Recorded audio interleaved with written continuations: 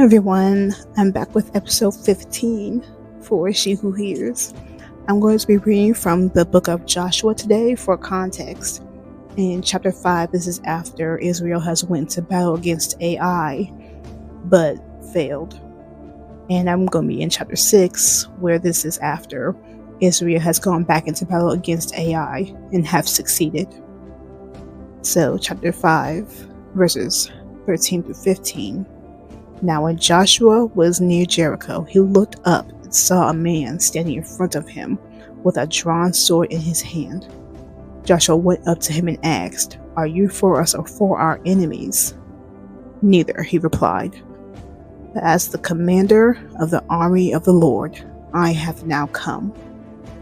Then Joshua fell face down to the ground in reverence and asked him, "What message does my Lord have for his servant?" Verse 15, the commander of the Lord's army replied, "Take off your sandals, for the place where you are standing is holy." And Joshua did so. And chapter 6, verses 20 through 21. When the trumpets sounded, the army shouted, and at the sound of the trumpet, when the men gave a loud shout, the wall collapsed. So everyone charged straight in, and they took the city. They devoted the city to the Lord and destroyed with the sword every living thing in it, men and women, young and old, cattle, sheep, and donkeys. My mom told me that I got baptized when I was a baby. But of course, because I was a baby, I couldn't be fully submerged underwater. And now as an adult, I got baptized again last year. So I got to be fully submerged. And in that moment, I held my breath, of course. I also thought about when I was in middle school. For a history class, we'd see movies or documentaries about World War I or World War II. And in the movies, when out of the action or off the battlefield, I noticed some soldiers would take off their uniform and try to sleep or relax. Others, however, kept their uniform on and kept weapons close to them. And when they were on the battlefields, roaming and checking for enemies, there was this dead silence, and the slightest noise will make everybody freeze in that moment and hold their breath. Because one thing to go through training and hear about the training or the horror stories of war. It's another thing to be fully submerged into battle and not know where your next moments will be. I could imagine Joshua after that battle with Ai that they first lost. Him seeing this random man with a sword in his hand.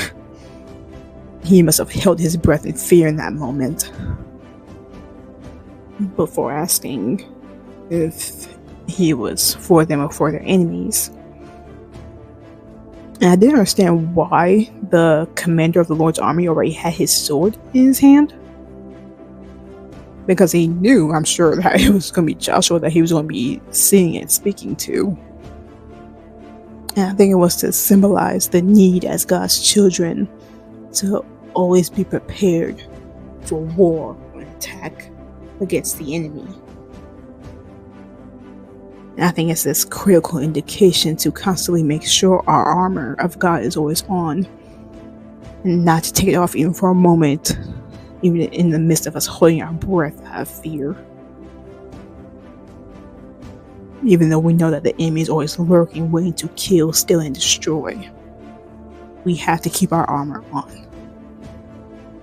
We have to be fully submerged in God's presence and fully in our armor.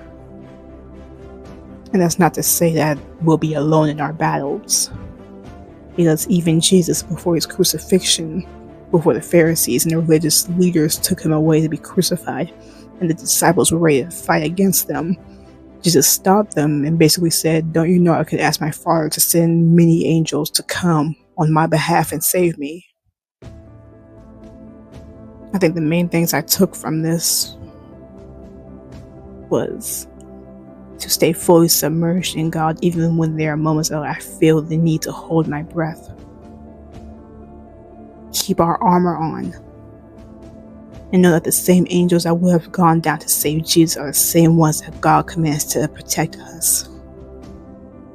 I didn't understand why the commander of the Lord's army said neither when Joshua asked him if he was for them or for their enemies, because I would think that you would be for who God is for. But when I kept rereading it, maybe he was saying that. When he is constantly in God's presence and his goodness and sees what God sees and wants what God wants. When God wants to protect us, angels will also want to do.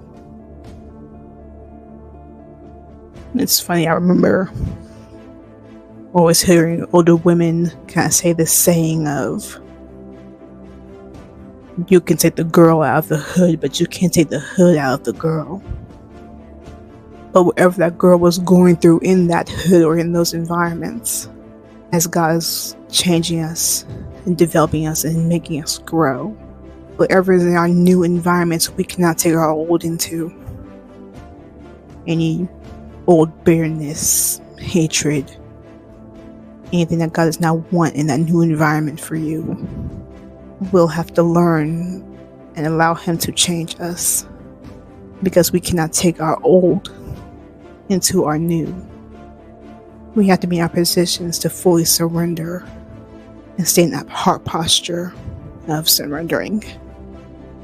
And that's all I have for you. Thank you.